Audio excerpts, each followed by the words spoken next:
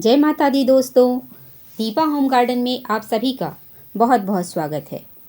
और इस सीज़न का पहला सनफ्लावर आपका स्वागत कर रहा है दोस्तों। ये पहला फ्लावर है जो अभी मेरे गार्डन में खिला है और अभी सुबह ही हुई है, सो इसकी पंखुड़ियाँ पूरी तरह से खुली नहीं है।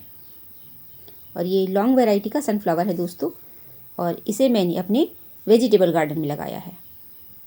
तो आज मैं कुछ सब्जियों की हार्वेस्टिंग कर रही हूँ और वही आपसे शेयर कर रही हूँ।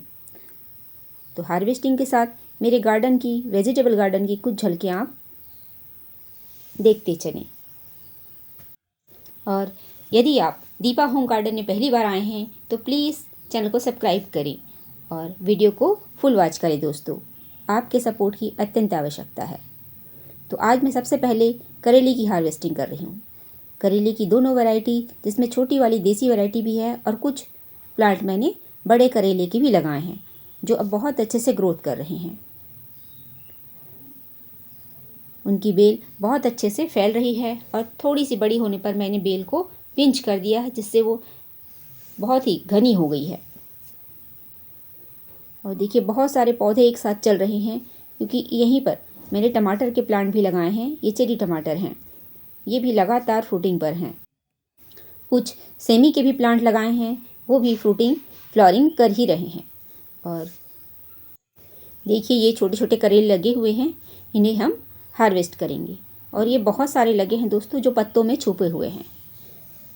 तो देखिए ये करेले मैंने हार्वेस्ट कर लिए हैं। हार्वेस्टिंग की कटिंग की वीडियो मुझसे छूट गई। तो ये करेले मैंने हार्वेस्ट किए हैं जो पत्तियों में बिल्कुल छुप जाते हैं, जिन्हें ढूंढ ढूंढ कर मुझे हार्वेस्ट करना होता है। और ये बहुत सारे चेरी टमाटर भी हैं दोस्तों, जिनकी बेलें बिल्कुल एक दूसरे से लदी पड़ी हैं, उन्हें भी मैं हार्वेस्ट कर लेती हूँ। और इन्हें बहुत ही ध्यान से हार्वेस्ट करना होता है, क्योंकि इनकी ब्रांचेस बहुत ही पतली पतली होती हैं।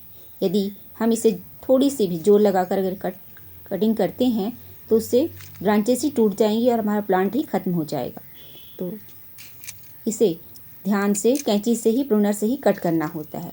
और मैं इन्हें धीरे धीरे ही हार्वेस्ट कर लेती हूँ। और ये बहुत सारे हैं दोस्तों, छोटे छोटे होते हैं, सो इन्हें ढूंढना थोड़ा सा मुश्किल होता है। जब ये पक जाते हैं, इनका कलर रेड हो जाता है, तब ये नज़र आते हैं। कच्चे रहने पर इनका कलर सफ़ेद या फिर हल्का हरा होता है, सो ये पत्तियों में छुप जाते हैं। तो देखिए इस तरह से मैंने ये चेरी टमाटर हार्वेस्ट कर लिए हैं। और इनकी हार्वेस्टिंग मुझे समय समय पर बहुत जल्दी, हर दूसरे तीसरे दिन करनी होती है, क्योंकि बहुत अधिक पक जाने पर ये फिर ख़राब हो जाते हैं। तो हमें इन्हें समय पर ही हार्वेस्ट करना होता है। और चलिए लास्ट में हम ये ककड़ी भी हार्वेस्ट करते हैं। ककड़ी को मैंने पहली बार लगाया है दोस्तों, और जब भी मैं इसे सब्जियों की हार्वेस्टिंग करती हूँ मुझे एक दो ककड़ी मिल ही जाती है। तो देखिए इसे भी मैं कट कर लेती हूँ। तो इस तरह से ये हार्वेस्टिंग हमारी कंप्लीट हो गई है। अभी भी कुछ साग तैयार हो गए हैं, पर उन्हें आज मैं हार्वेस्ट नहीं करूँगी। और देखिए किस तरह से बहुत अच्छी फ्लावरिंग हो रही है। तो जल्द ही हमें और भी ककड़ियाँ मिलने वाली हैं। चलिए आगे भी देखते हैं।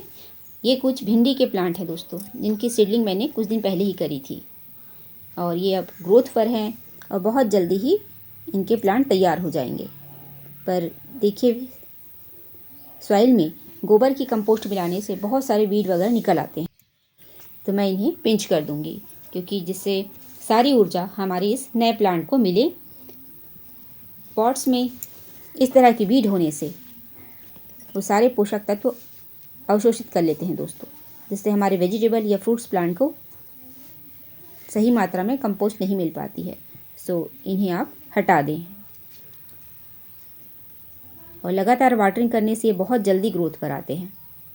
तो समय समय पर पॉट्स में से आप ये वीड हटाते रहें। और देखिए ये मेरे तुरई की बेल है।